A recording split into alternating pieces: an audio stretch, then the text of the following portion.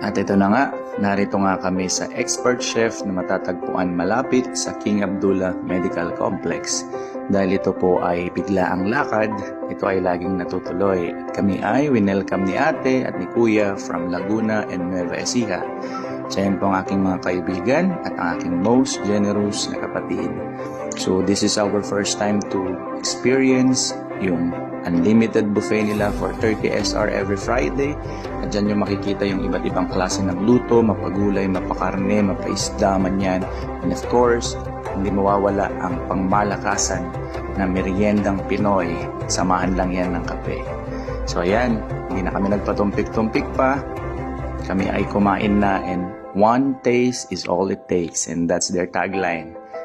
And our rating dito is 10 out of 10, kaya talagang sulit at swak sa panlasang Pinoy.